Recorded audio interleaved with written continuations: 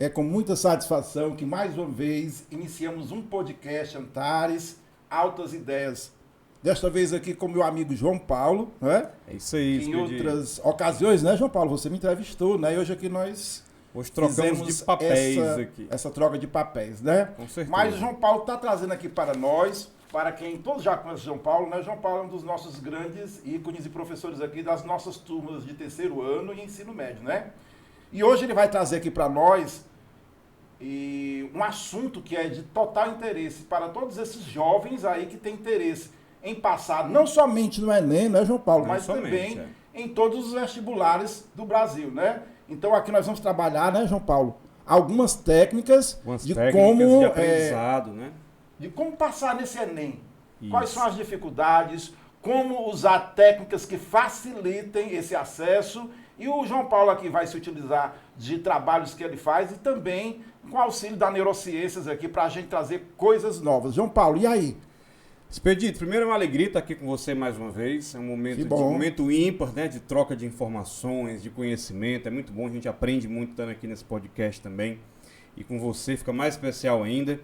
Hoje a gente vai falar sobre técnicas de estudo. Por que não, né? A gente imagina que estudar é só sentar lá na cadeira e começar a ler um livro e quem sabe fazer uma anotação. Mas a neurociência ela vem provando que existem técnicas mais eficientes de estudo.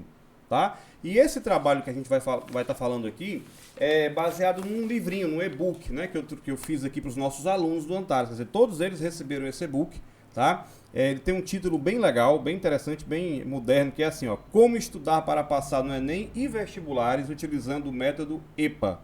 E o que é esse EPA? É estude para aprender. É como eu chamo esse método da maneira que eu organizei aqui. Bem sugestivo. Sugestivo, baseado nas pesquisas mais modernas que nós temos, né, em neurocientistas e professores e tal, que ajudam a desmistificar esse bicho de sete cabeças que é estudar. Então, a gente hoje vai discutir aqui vários tópicos importantes sobre esses assuntos aqui na condução da sua entrevista aí. Porque realmente a gente vê na meninada, na juventude, assim, eu me sentei, eu me coloquei no livro, eu me posicionei, mas eu não consegui, né? Eu acho que realmente entra aí o momento em que você vai colocar algumas dicas, algumas orientações, onde esse aprender, ele não seja somente num ato superficial, mas que siga algumas orientações, tá bom? Com certeza. E assim, que orientações tu poderia começar aí pra gente passar para esses nossos jovens que estão aí buscando esse Enem, esse vestibular tão sonhado aí de passar?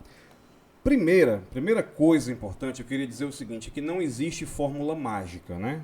Então, existe sim disciplina, existe sim como você fazer um controle das suas atividades, de você marcar esses passos que são dados para estudar da maneira correta. Segundo ponto, para deixar bem claro, a gente já deixou aqui, mas eu volto a reforçar, é que existe técnica de estudo sim, tá? O nosso cérebro, assim como eu tenho que ter cuidado com os músculos, com o fígado, com o coração, né? Evitar colesterol e tal, eu preciso também entender que o nosso cérebro funciona de acordo com algumas regrinhas básicas. Um exemplo, né, bem simples, o sono, dormir bem, né, a alimentação, saber que o intestino da gente produz tanto ou mais serotonina que o nosso encéfalo, por exemplo, e eu preciso me alimentar bem. Então são passos que o aluno tem que entender que precisam ser cumpridos.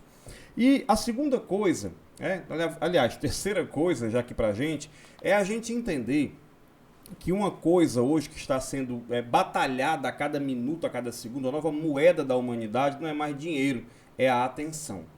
Então hoje as empresas não estão mais brigando somente para te vender, elas estão brigando pela tua atenção. Isso. Então quantas coisas hoje estão tomando a nossa atenção, né? E a gente tem andado cada vez mais grudado no celular. E o celular, ele pode ser um grande aliado na sua aprovação, para ouvir um podcast, para baixar um material na internet, para você assistir a uma aula no YouTube, por exemplo, ou em outros canais, mas ele pode ser um vilão também, porque ele é o principal ladrão de foco. Então, como o nosso cérebro trabalha mediante construção, né, cada coisa que a gente aprende, como, por exemplo, andar de bicicleta, ninguém nunca esquece. Por quê? Porque foi gravada uma trilha neural, né, mediante a característica da neuroplasticidade. Nós gravamos uma trilha neural e não esquecemos nunca que ela fica lá, como se alguém fizesse uma gravação num metal. Arquivo de memória ali, né? Um arquivo de memória, né? Tem até um neurocientista britânico, ele fala muito que é como se fosse um CD queimado, né? Então você pega o David Eagleman, ele fala sobre isso, sobre você gravar na memória através das trilhas neurais formadas. Então é preciso que a gente utilize essas trilhas. Agora olha que curioso. A tendência agora é de que a gente cada vez mais consuma conteúdo mais curto.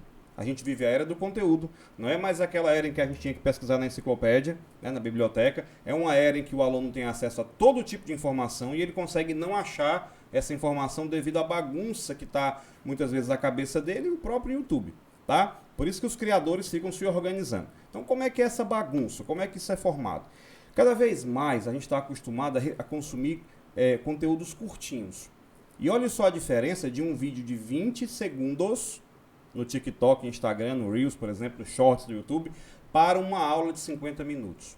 Então, cada vez mais o aluno tem se acostumado a trabalhar com conteúdo pequeno. Assiste um vídeo, passa, assiste um vídeo, vai passando. E aí tem a dificuldade de se concentrar numa aula de 50 minutos. Seria assim, dizer assim, em curtos textos, em poucas imagens, trazer uma ideia central, né? Dizer algo interessante. Entretanto, a gente precisa entender que alguns conteúdos, o nosso aluno precisa entender, o aluno do mundo inteiro, né? O aluno que realmente está dedicado ali à aprovação, que ele não vai conseguir tudo somente com esses vídeos curtos. Então, se você parasse, por exemplo, de assisti-los por um tempo, ou o mínimo possível, e focasse nas atividades mais contínuas, isso daria a você uma trilha de aprendizado mais forte, mais eficiente. Porque o cérebro, a gente vai já falar sobre isso também, ele não é somente a quantidade de vezes que eu vejo um assunto. Daí um dos erros do estudar. É o método que o pessoal chama de lelelê, né? O lelelê. O que acontece? O aluno lê um assunto, depois ele lê de novo o assunto, depois ele vai ler de novo esse assunto e ele pensa que aprendeu. O aprendizado, Expedito, se dá quando você pratica aquilo que aprendeu, né? E volto aqui para bater de novo nessa questão do celular e das máquinas hoje em dia, digitais, tablets e tal, que são importantes, estamos aqui agora utilizando, por exemplo, mas saber utilizar da maneira certa.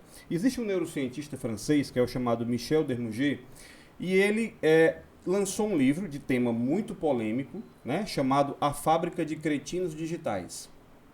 E esse livro, interessante. Até, inclusive, o título talvez fosse melhor, A Fábrica de Idiotas Digitais, porque o cretino em português tem, né, outro significado. Mas que o celular, principalmente ele, estaria idiotizando, hipnotizando as pessoas. A gente vê, às vezes, no trânsito, gente que não anda, o sinal abriu, ele não anda porque está no celular. Gente que está numa moto. Para que coisa mais absurda, Circo de Soleil, uma habilidade dessa, justamente, né? No celular, em tempo de cair. E quando o aluno perde muito tempo olhando o celular, vídeos e distrações, ele está entrando no mundo, sendo consumido pelas marcas e deixa de estar cumprindo o seu papel. E o cérebro está acostumado a quê? Pequenas doses de pouco conhecimento. Pequenas doses de pouco conhecimento. E não está se acostumando com o que deveria. Um tempo maior, 20 minutos, 30 minutos, de qualidade em estudo. Eu poderia dizer assim, vamos supor... quando você lança toda essa proposta, eu estava imaginando aqui que nós teríamos que, para essa juventude aí, mudar hábitos, né? Mudar hábitos totalmente, focar, né? Focar no estudo, muito forte isso, a importância do foco, como eu vou direcionar, como eu vou estar ali presente naquilo, e mudanças de hábitos, assim, quando você colocou aqui no início, dormir bem, se alimentar bem, tudo isso que são pré-requisitos que também vão cooperar para que esse cérebro desempenhe todas essas funções, essas técnicas ou essas dicas que você está dando para cá. Porque o pessoal acha assim, que vai acontecer um milagre, né? Vai ser dado assim um roteirozinho ali, é só seguir esse roteiro e vai dar certo. Não, existem pré-requisitos básicos, e, sobretudo, a disciplina, de continuar fazendo o que deve ser feito. E o aluno às vezes pode dizer, mas eu não tenho disciplina. Cara, tem muitos alunos desses nossos que são praticamente fisiculturistas, né? Isso. Tem um físico bem definido, malhado e tal. Ele tem a disciplina. Ele tem a disciplina de comer o whey protein dele na hora certa, né? De dormir na hora certa, de malhar o número de horas certa, de beber a quantidade de água certa. Então, se você tem habilidade para fazer uma coisa, eu só preciso pegar essa mesma habilidade e aplicar em outro lugar. Replicar, Ctrl+C, Ctrl+V na minha habilidade, né? E o hábito, Expedito, até o hábito ele pode ser criado. O livro do Charles Duhigg mostra isso para a gente, o poder do hábito. Ou seja, a pessoa ela pode criar um hábito a partir, por exemplo, de um start, que ele chama no livro dele, né? Eu preciso dar um start na minha vida, ou seja, eu sei que eu tenho que estudar. Então eu faço aquela ação, aquele gatilho ali, né? Vou estudar, estudo, recompenso o meu estudo, Você pode se recompensar, seja um chocolate, 1 hora a mais de sono, seja assistir o seriado que você gosta, arruma uma recompensa. Mas só se recompensa após cumprir o seu papel. E aí você repete, né? Porque para criar o hábito existe a repetição. E a criação do hábito, ela é um pré-requisito à vida humana. Por exemplo, você pensou no trajeto que você fez dirigindo da sua casa para cá, ou já vem no automático? Tá vendo automático. Tá vendo no automático. Você, por acaso, calculou o número de vezes que você pisou na embreagem ou passou a marcha? Não. Ou, não pensou. Porque o cérebro vai automatizando fases e estágios para quê? Para que a vida se torne mais fácil. Eu não sei se eu calcei o sapato direito ou esquerdo primeiro. Porque o cérebro já automatizou esse comportamento para que eu não precise pensar nisso. João Paulo, isso é tão verdade que 3 meses eu mudei de local de sede, né? Você acredita que nos 3 primeiros dias eu ia no caminho que eu estava acostumado? O caminho por aqui. sempre, é. Aí tem Eu que dar estava na uma... reta quando eu tinha que dobrar à direita. Eu disse, rapaz, o que eu estou fazendo aqui? E a gente acaba tendo uma nova ordem de... então isso acontece, porque é como aquela história que às vezes eu falo, o pessoal ri e pergunta como é que eu aguentei, né? Eu passei 4 anos dirigindo, Expedito, do outro lado do carro. Né? Lá na Inglaterra o carro é do outro lado. Do outro lado, E a pista também do outro lado.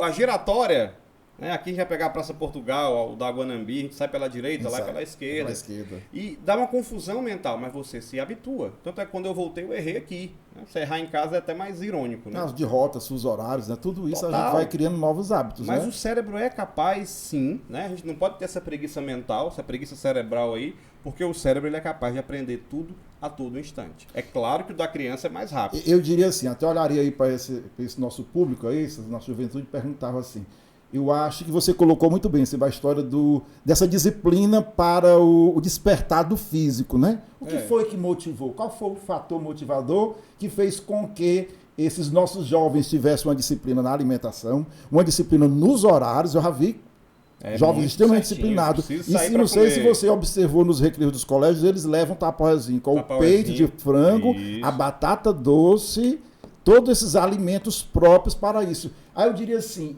e aí, minha juventude, o que é que está faltando como elemento motivador para você dizer, eu quero passar, ou no Enem, ou num grande vestibular, numa grande universidade, qual é o teu objetivo, qual é a tua meta, né? É disso que nós estamos conversando, que a gente pode dar uma virada, né? E eu vou fazer outra provocação. Normalmente, quando a pessoa resolve fazer uma dieta e modificar seu corpo, muitas das vezes é o desejo de ser melhor, isso, ou de atrair olhares, ou de superação, enfim, de senso de pertencimento. Se desafiar, né? E aí eu te digo o seguinte, você já pensou que lá na frente você pode começar a não fazer parte de grupos pelo fato de você não ter estudado o suficiente ou de não estar num emprego interessante? Isso não deve ser o motivo principal da sua mudança, mas pode acontecer. Se a gente pegar aí 10 entre 10 autores que falam de crescimento pessoal, eles vão dizer ande com pessoas boas de conteúdo, ande com pessoas que tomam decisões, com pessoas que estudam, leia tais livros. E se você não muda seus hábitos para ser uma pessoa que vai capaz de mudar o comportamento das outras, se você não vai ser uma pessoa capaz de direcionar outras pessoas, você pode testemunhar esse afastamento, né? Essa reclusão. Então isso não seria interessante. Então se você tem medo de estar excluso de algum grupo, eis um motivo para fazer parte do grupo dos que fazem sucesso na vida.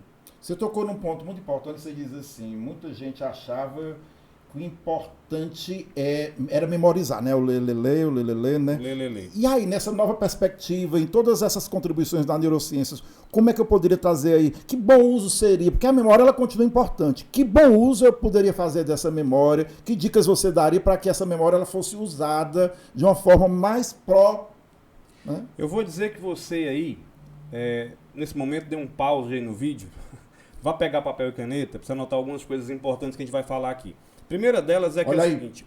Papel e caneta aí, para algumas dicas. A primeira delas é que o cérebro funciona de acordo, durante o aprendizado, com uma sequência lógica. É aprender, lembrar e fazer. Aprender, quando você está na aula, você tem alguém que está trazendo um conteúdo, te explicando de maneira prática. O professor está ali como sendo um explicador, como se usa esse termo lá em Portugal. Isso. Né? Você está ali explicando o que seria difícil de você aprender somente lendo. O professor está explicando, eu estou aprendendo aquilo. Mas eu aprendi E a tendência é que esse conteúdo fique na minha memória de curta duração, não vá para longa, a menos que eu repita e trabalhe.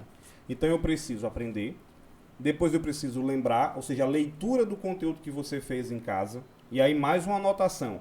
Isso tem que ser feito até no máximo 24 horas do aprendizado que você teve. Aprendi uma coisa, se eu não praticar em 24 horas, eu vou ter perdido aquilo. É como não ter assistido aquela aula. Entendi. Por isso que muitos alunos, acontece um ato que é assim, o professor começa a escrever aqui, gente, ó, na aula passada eu falei disso, disso, disso, e o cara fala, não lembro. Ou seja, você não estudou. Não deu tempo. E se passou uma semana. É como se você realmente tivesse zerado o conteúdo da sua cabeça. Então você precisa aprender, lembrar, e esse lembrar é através de fazer esquema, de fazer exercícios, tá certo? De alguma coisa que te produza a mesma sensação e que vá cravando essas vias neurais aí no seu cérebro. E o próximo ponto é o fazer. O fazer resumo, fazer mapa mental, tá certo? Fazer exercícios, que é muito importante. Muito importante. Quando eu digo fazer mapa mental, tem gente que está comprando pronto. Sabe aqueles resumão? Tem resumão, a livraria vende, né? Não adianta você comprar aquilo. É o momento da sua construção. É a sua construção naquele momento. Você vai lembrar exatamente da sua construção. Porque o aprendizado, eu tenho que me colocar no aprendizado como parte integrante dele. Por que que todo mundo diz, todo mundo há de acordo, que você aprende mais inglês numa viagem aos Estados Unidos do que num curso de inglês? Porque no curso de inglês você estava vendo a teoria. Na viagem você estava praticando, você era um agente, né, totalmente ativo do processo. Então como é que eu faço para ser um ativo do processo de biologia, química, física, matemática, português? Pratica. Troque ideias com amigos. Faz grupos de estudo onde vocês vão explicar para o outro. Né? A gente sabe, a gente como professor... professor... isso aí perfeito você colocou. O professor quando ele explica, ele está aprendendo duas vezes. Ele aprende para explicar e explica ao aprender. João Paulo, toda vez que eu vou dar uma palestra, um curso, alguma coisa, eu vou preparar o material, eu me coloco no lugar daquela pessoa que vai aprender. E eu digo, como é que eu posso chegar lá? Então, cada vez que eu preparo para o outro, que eu exercito um possível debate, uma possível pergunta, rapaz, eu sinto que meu potencial vai lá em cima. Vai lá em cima, com toda certeza. Porque você se preparou, você releu, você escreveu. É como um professor, por exemplo, o professor jamais ele deveria comprar slides prontos, porque já tem para vender, né? Slides de tudo que é matéria. Ou pelo menos você pode até comprar, mas modifique-os. Coloque do seu jeito, estruture. Isso, traga para você. Traga para você, porque se você ficar só repetindo o que tem ali, você não está aprendendo. Tá? Hoje o aluno ele tem um comportamento interessante, Expedito. E eu notei isso na pandemia. Na pandemia estávamos todos em casa, correto? Dando aula digital, usando o tablet, a luz, a mesa, digitalizador e tal. E eu resolvi fazer uma experiência. Eu fiz um quadro, eu criei um estúdio em casa, está lá até hoje. Eu criei um estúdio com a lousa preta e giz. Eu utilizei o recurso mais antigo que tem. O antigo mesmo, né? Porque a preta é antes da verde. Preta é antes da verde e o giz eu comprei colorido, antialérgico, de cores diferentes, bonitinho. Descobri um bem baratinho. Lá na loja que eu não posso dizer, não pode fazer merchan, mas é lá no Iguatemi tem. Aí eu comprei esse giz e tal, e foi o melhor recurso que eu podia ter utilizado. Por quê? Porque tinha interação humana. Diferente da lousa digital. E o aluno gosta disso. E hoje o aluno adora o esquema. Tem alunos que pedem, professor, não usa o slide, eu só uso em última instância por conta que tem algumas imagens que eu confesso que eu não sei desenhar. Então eu vou lá no quadro. E quando você faz o seu próprio quadro, quando você vai para o caderno e o aluno gosta, não é nem só da lousa, é porque da lousa ele reproduz um mapa mental, um esquema feito pela mão dele no caderno. E esse processo ajuda. Tem uma das neurocientistas que compõe a bibliografia aqui desse e-book que ela diz que aprender é um processo manual, tátil. Eu preciso pegar no papel, pegar na caneta, pegar no conhecimento de alguma maneira.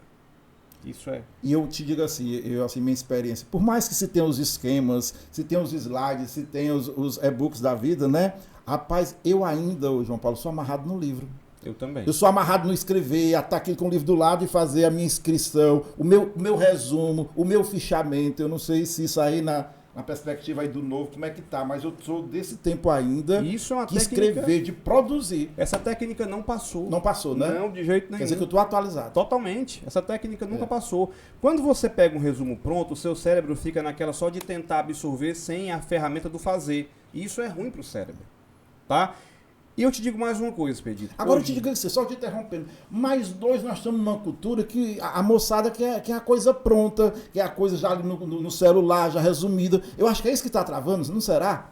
é uma grande possibilidade. O celular, ele realmente está trazendo para a gente dificuldade de aprendizado, se você não souber utilizar da maneira correta. Até porque hoje eu vejo muitos alunos, não só, né, no Antares, mas em toda a minha jornada semanal, eu vejo alunos com um tablet. Mas o mais interessante, eles não estão acompanhando o slide que você usou, ou não estão somente lendo a apostila. Eles estão com a canetinha, desenhando e escrevendo. Entende? Então eles estão criando esquemas compartilháveis e tal. Né? Excelente. Isso. E você pode fazer tanto no caderno físico, tem gente que gosta mais, eu e você gostamos mais do papel, mas se você gosta de fazer no tablet, não tem nenhum problema. O que você não pode fazer é ficar baixando na internet. Pode ser um recurso da nova geração. Pode. Né? Você fazendo é outra história. Então, deixa eu te dizer uma coisa, Expedito, antes da gente continuar. Tem um pesquisador também americano chamado James Flynn, que ele fala do chamado efeito Flynn. E o que é que esse efeito diz? A geração, né, dos anos 70, ela era mais QI mais avançado que dos anos 60. Dos anos 80, mais que 70. 90, mais que 80. Sempre assim. E a gente está diante da primeira vez, da primeira edição, em que esse gráfico está invertendo. No análise de QI de jovens em países de primeiro mundo, tem se observado que a geração atual ela tem um QI levemente inferior ao QI da geração dos pais. Anterior. E isso é preocupante, o que torna a questão do estudar como estudar, ou do estudar para aprender, ainda mais importante. Então a gente precisa, de fato, se apegar a essas técnicas, que foram descobertas não por acaso, mas para serem utilizadas, e cada vez mais colocar isso em prática. Então, para o nosso aluno, o que a gente está dizendo nesse podcast é fundamental. Se você é aluno do Antares ou não, né? Repassa esse conhecimento, porque ele é fundamental para quem está estudando. O nosso mestre, professor Enio, né? Ele, espero que esteja nos escutando ou vai nos escutar, ele tem uma máxima que ele diz: se a moçada não praticar, não aprende. Não aprende. Ele tem outro, nós temos aí o projeto Praticando, né? Que todo dia é visto como é que os meninos apresentam o trabalho de matemática, e isso tem nos rendido, assim, grande crescimento dos meninos, o João Paulo. É como você colocou, eu realmente enfatizo a sua palavra, assim, de apoiar. Tem que fazer. Se não fazer, se não praticar, se não interagir, não acontece. Não acontece, não anda. Isso é um fato. Não acontece, né? Eu também queria que... Eu posso trazer um pouquinho de nostalgia? Claro. Eu sou da época aí de um livro de matemática chamado... do autor Benedito Castrucci. E você falando, eu disse, rapaz, o Benedito Castrucci seguia algumas coisas aí do que o João Paulo está falando. Primeiro que ele começava o quê? Ele começava com... Ele expunha a aula, né?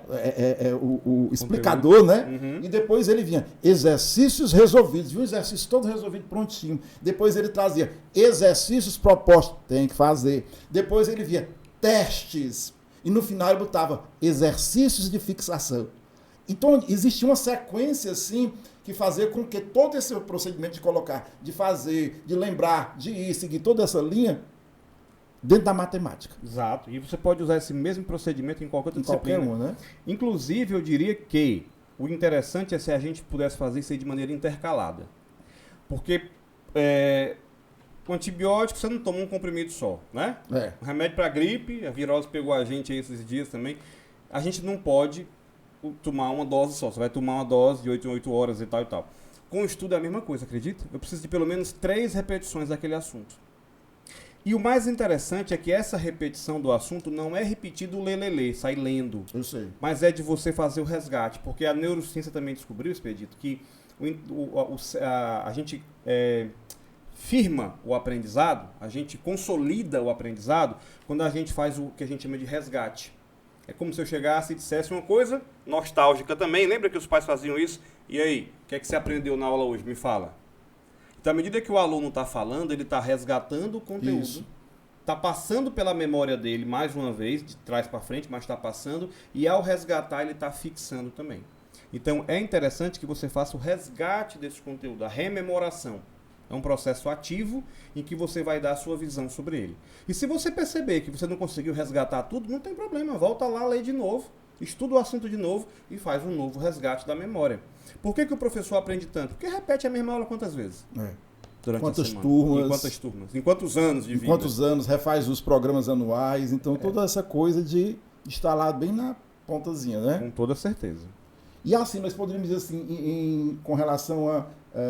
eles dizem assim, mas eu eu leio, professor, e de repente veio o branco. Tu ouviu falar da história do branco? Deu um branco, o esquecimento. De repente eu estava lá, mas eu sabia tudo. Eu li. Como é que nós poderíamos aí trazer alguma contribuição nesta área aí, João Paulo? Esse branco, ele é muito comum na questão do emocional. Do emocional. Né? Isso. Acontece muito na prova. Eu me lembro, eu tenho uma memória, Expedito, falando nesse assunto, viva na minha cabeça até hoje. Eu me lembro que eu fiz uma prova na escola que eu estudava, uma prova de matemática. E eu não lembrava a questão de maneira nenhuma, deu branco. Só que o branco é o quê? O nervosismo. É um bloqueio, né? É um bloqueio, porque o que acontece? O cérebro humano, né? Nós temos lá falando tecnicamente o nosso sistema nervoso periférico autônomo simpático. Ele prepara a gente para luta e fuga. Então, você está na prova, você não sabe a questão, o que você quer ali é lutar com a prova, jogar ela fora e sair correndo. Né? E aí, eu me lembro que eu não conseguia lembrar. Cara, eu entreguei a prova. Quando eu estava entregando a prova, que eu soltei, que eu não tinha mais como fiscal me entregar, eu me lembrei da questão. Veio o parasimpático. Veio o simpático, né? Né? O parasimpático, perdão. O parasimpático. Contrário, me acalmou e eu lembrei. Pois é. Expedito, eu fiquei, posso pegar a prova? Ela disse, não, mas eu lembrei, não pode. Não pode. E eu fui chateado porque eu lembrei a questão depois de entregar. Porque na hora da entrega da prova, você está ali, né, aliviado. Então, aprender a controlar o emocional também é importante. Por isso que é tão importante que a pessoa faça os exercícios em casa, os simulados na escola. Porque a simulação do processo... O nome está dizendo, simulação. A simulação não é só da questão do sentar na cadeira, do passar 4 horas ali, não. É a simulação emocional. Eu até daria a dica para o aluno o seguinte, você está vindo para a sua escola e é muito confortável, né? Você está vindo ali e tal. Por que você não vem imaginando o dia do Enem? Tenta não conversar com os amigos, para tentar imaginar que aquilo ali é o dia do Enem, tenta não entrar na brincadeira, para simular o mais real possível, para que você tenha de fato noção de como é. E à como medida que simula, vai sistematizando, né? Sistematizando. E outra coisa que eu fazia, isso eu fazia enquanto aluno, que era assim, eu ia para o vestibular, mas eu procurava não pensar que eu estava indo encontrar com concorrentes.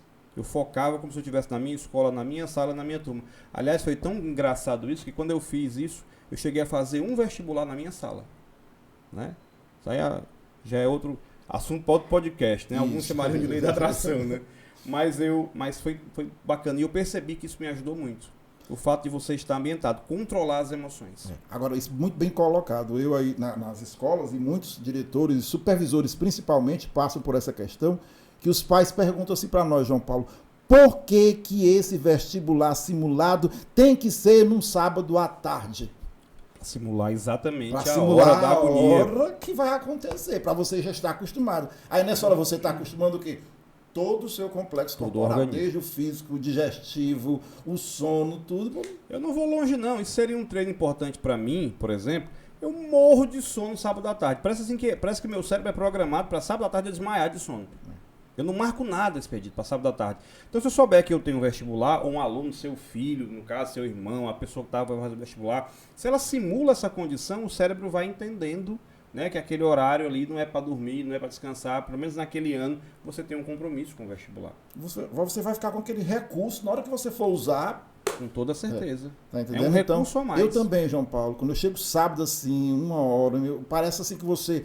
Passou aquela semana que você deu todo o gás, parece que o corpo diz assim, ei, agora é meu. Ei, parou, hein? Parou aí, dá uma parada aí, né? Toda então, certeza. Eu vejo muito isso, e todas essas falas que nós estamos aqui, meus amigos, minha juventude, é realmente tentando trazer aqui de uma forma simples, mas sem perder esse valor, essa riqueza do conteúdo, de quanto é importante você se organizar, você criar essa metodologia, você criar todo esse, que eu diria, esse sistema de você tem um autoconhecimento aí, não tem, João Paulo? Com toda certeza. Esse autoconhecimento, ele é fundamental para entender como é que você funciona para aprender. Isso. Vou dar um exemplo. Isso que você está falando já entra na seara da capacidade cognitiva de cada um. Todo mundo tem uma capacidade cognitiva alta. Mas assim como um eletrodoméstico, assim como um eletroeletrônico, assim como qualquer animal que tem no seu DNA, sua capacidade de ação, tem animal noturno, tem animal diurno, tem animal aquático, nós temos uma adaptação com relação a horários, tempos, né, para que haja o aprendizado, número de horas de estudo. Tem gente que é mais formal ao estudar, só consegue estudar sentado, tem gente que consegue estudar numa rede. Então, é interessante que você se observe para melhorar a sua capacidade cognitiva. Por exemplo, tem gente que tem um pico de produtividade no turno da manhã.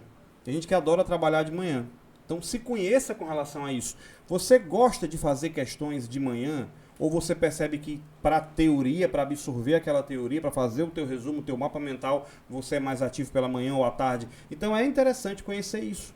Tem pessoas que são noturnas, tem pessoas que adoram fazer tudo em casa, porque à noite, porque ela se sente mais tranquila, porque dentro da casa dela como é que eu posso te dizer, o silêncio é maior. Eu também passei por isso. Quando eu escrevo esse livro, eu tento me lembrar também ao máximo de que eu passei lá atrás. E eu me lembro, eu sou o mais velho de 4 irmãos, aí era impossível ficar em casa. Com certeza. E a minha mãe, ela quando mais nova, parecia uma ambulância, né? Uma sirene. Ela toda hora brigando. Dentro de casa, assim. Não tinha como. Então, eu me lembro que eu ia para a biblioteca da escola e ficava lá. Até porque me forçava. É outro gatilho de disciplina. Aqui eu não vou conseguir dormir. Alguém vai me acordar. Né? Aqui eu não vou conseguir ficar toda hora na geladeira. Então eu posso dizer também, isso é bem prático, né? Só para reforçar para os meninos, faz parte também desse processo de se organizar como método de estudo, a organização do ambiente e do tempo. A organização do ambiente é primordial. O que é que você diz aí para a nossa juventude? Eu diria que assim, olha, pode ser que você goste de estudar, por exemplo, à mesa. Organize sua mesa. Um ambiente bagunçado, ele bagunça o teu cérebro também. Com certeza. Outra, separa, para não perder tempo, porque tempo, né, é importantíssimo, separa o material que você vai estudar e cria teu método de estudo. O seu método, de repente, vou dar uma sugestão de método. Método é aquilo que você repete, eu não sei se a palavra tem em português, proceduralmente, não sei, me ajuda aí. Processualmente, né, que vem de procedure. De procedimento. A tecla SAP. Aí, o que acontece? Você tá lá fazendo o seu procedimento. O meu, vou falar pelo meu, pode ser um modelo para alguém, né? Eu não conheço outro. Mas, tem gente que gosta de estudar à mesa. Tem gente que gosta de estudar numa rede, como eu falei, numa poltrona e tal. Beleza, para mim é a mesa. Outra, eu tenho que ter o material que vai ler. Então, pega a tua apostila, o teu material de estudo, pega teu livro.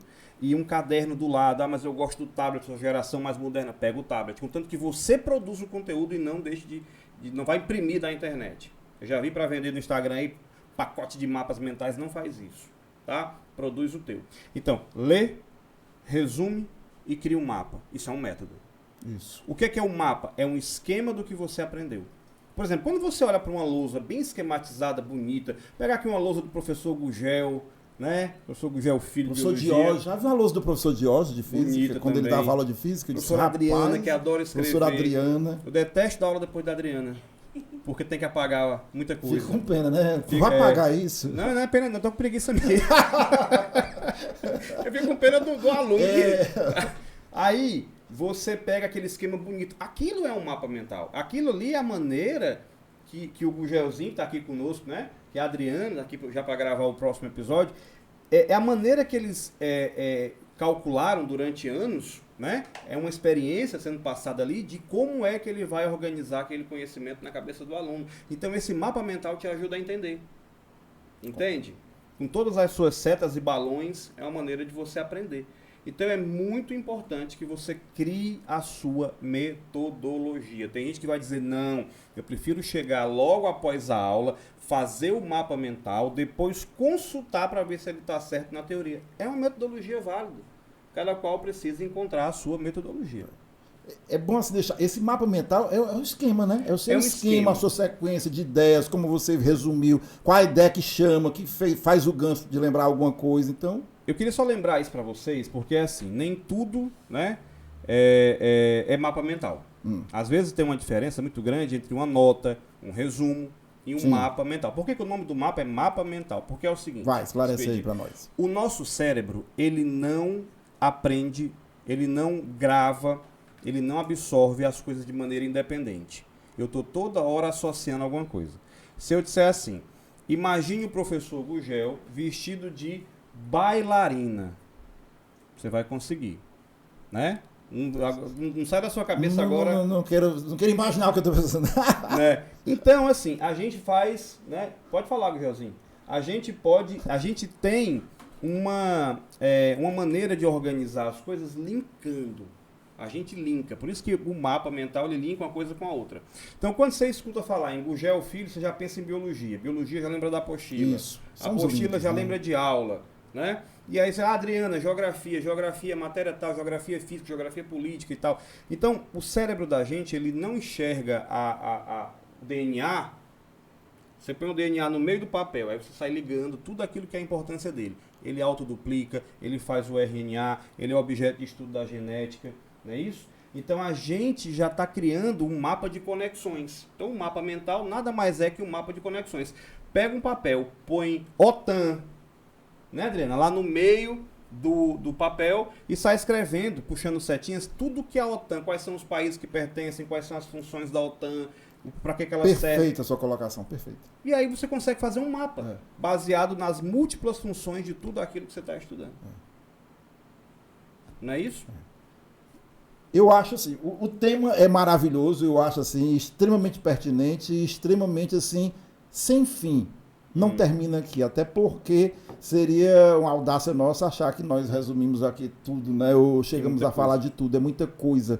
Mas dizer assim que foi muito bom, nós estamos aqui nos aproximando do final e dizer para você, Gugel, que foi assim, um grande momento assim da gente poder trazer aqui para os nossos alunos essa questão realmente do aprender, né? E muitas vezes o aluno ele chega para a gente e diz assim, mas eu não consigo e eu acho que isso assim tá fora. Eu não engoliria assim uma linguagem bem simples, porque o aprender, gente, é a função básica do nosso cérebro. A gente precisa Nós nascemos para aprender. Nós nascemos para aprender porque a gente vai interagir com as pessoas e a gente está aprendendo em todas as interações, né? Está aprendendo a partir do momento que a gente entra em contato com o objeto da aprendizagem, seja conteúdo, seja o que a gente observa, a gente está crescendo. A psicogenética é isso, né? É entrar em contato com o objeto, o que é que eu estou me dirigindo para tornar a aprendizagem, né? E você colocou também a questão da relação, o estar no grupo, o trocar, achei muito válido como você colocou, trocar informações, fazer perguntas. Eu me lembro que antigamente eu pegava os velhos questionários e eu ficava com o colega, e aí foi tu aprendeu, a gente ficava trocando as perguntas. Mas você nota que a interação diminuída, no sentido de... A interação física, não estou nem falando só de grupo de WhatsApp, mas a interação física diminuída diminuiu esse tipo de interação de conhecimento também. Com certeza. Né? Acho que é por isso que os podcasts estão tão em alta, porque 2 pessoas ou mais sentam, né? Para discutir um conteúdo. Expedito, o Gugelzinho quer falar? Dar uma sugestão. O Gugel chegou aqui vai também. Entrar ao vivo, que aqui não tem isso não, um professor assim, muito querido da nossa juventude, das nossas turmas voluntárias, então ele está entrando aqui, chegando junto. E Adriana vem também. É a hora de... Entra também. Termina os nossos assuntos aqui, do que estava proposto assim, para mim e para o João Paulo. E estamos chegando aqui com o professor Gugel. Quanta honra. E professora Adriana, quanta honra. Gente, eu estou aqui na frente, do lado de 3 ícones da nossa escola. E por que não dizer da educação aqui em Fortaleza, no Ceará. Gente, eu estou aqui envaidecido. Expedito. João, desculpe minha audácia. O que o João falou foi muito pertinente. 86 bilhões de neurônios, um não está isolado do outro. A interconexão é fundamental. Eu vou fazer um link em relação ao que você falou, Expedito. Não acumule a matéria. Isso. Que você vai se sentindo capaz e ao resolver o questionário ou a questão, você vai atrás de um item. Aí você começa a desenvolver o senso crítico. Por que não é esse item? Por que pode ser aquele? Volta para o texto, lê, aí vai fazendo as conexões. É assim que você aprende. Por que eu errei? Onde foi que eu errei? Poxa vida, eu sabia. Saber onde colocou aquele lance, não foi? Poxa, eu sabia. Por que veio agora? Você sabe uma coisa que me chama a atenção quando os alunos fazem muito? Eu adoro quando eles fazem isso. Dá trabalho, mas é legal. Quando por acaso, isso acontece com todo professor, a resposta da questão que você está fazendo é o item A. Acontece muito quando é o item A a resposta, aí o aluno fica incomodado assim, por que o resto está errado? Então, isso é ótimo. Vale muito a pena você analisar o item correto, mas analisar por que os outros estão errados. Sim, isso com certeza. melhora E futuramente, muito. até no concurso público, você precisa encontrar não só a certa, mas a incorreta. e exercitar a interdisciplinaridade. Muitas vezes os alunos falam, eu fiz uma prova do João Paulo, uma prova do professor Gugel, e a resposta estava na geografia também. A questão da interdisciplinaridade é muito, ótima. muito importante. A Às gente não vezes- vira especialista de algo se beber somente de uma fonte. Não, de maneira Você nenhuma. tem que ter Corretíssimo. várias influências, isso é bem importante. E é por isso que uma coisa interessante para o nosso aluno também é o seguinte. Tem a biologia do João Paulo, tem a biologia do Gugel Filho. Cara, a biologia é uma só. Sim. A ciência é uma só. Quantas vezes a gente já teve debates aqui no podcast, pode ver os episódios anteriores, que a gente discutiu biologia com geografia e tá Sim. vendo que, às vezes, no mapa mental seu que você vai fazer, você está falando de ecossistema, de meio ambiente, de poluição, e vai entrar 2, 3 disciplinas naquele mesmo mapa mental. E é assim que o cérebro vê. Ele não pensa só física, ele pensa física, química, biologia, tudo junto, né? E num dos livros que compôs a bibliografia desse daqui, tem uma frase que eu guardei, para mim é maravilhosa, para dizer para o aluno: a sua natureza é aprender. Aí eu acrescentei, e a nossa é ensinar. Isso. Né? É verdade. Aprendendo. Só que para a gente ter a natureza de ensinar, a gente passa primeiramente pela natureza de aprender. Então é um ciclo sem fim, como diz lá o Rei Leão. Ciclo sem fim que nos E guiará. até assim, que felicidade dessa nossa época, porque eu vim daquela época do pensamento fragmentado, né? Separado, como você disse assim, não existe a Isso. biologia de um de outro, a geografia de um de outro. Não. Então, essa fragmentação, Você graças entende? a Deus, como me dizia minha falecida mãe, está fora de moda. E hoje já se fala no sistêmico, no interconectado. Sim. Não está tudo junto, tudo E aí participa que de um entra, só. por isso que a história do mapa mental é tão importante. Que é diferente de um flashcard também, que é outra técnica que eles estão utilizando, que não vai dar tempo de falar, mas que você pode encontrar no e-book, tá? A gente vai deixar até o link para você baixar aqui, para já sair estudando. Gente, anotando aí o e-book, né? Ele vai deixar aqui o link para nós. Vai aí, João Paulo. Eu vou deixar aqui nos comentários. Vai deixar nos aqui comentários, abaixo. né? Abaixo, ok? Então vocês vão ter oportunidade. Eu dei uma passada, parabéns pelo material. Dei uma Obrigado. passada rápida. Eu disse, vou Obrigado, precisar assim querido. de um tempo bom e vou dar uma lida, uma estudada. E vai ser reconectar muita coisa, viu? Sim. Viu? Reconectar muita coisa. Espero que ajude a todos. Vai esse ajudar material. sim. Nós vamos terminando esse nosso primeiro momento com a alegria de já estar aqui conosco o Gugel e a Adriana. Né? Obrigado. E a gente aqui, eu e Gugel, fazemos a finalização do nosso momento, né, Gugel? Isso. Né? E Gugel. É João como Paulo. Gugel e Gugel. né? Qual, é porque um é Gugel e outro é João Paulo Gugel. Eu fiquei aqui, teve uma hora que.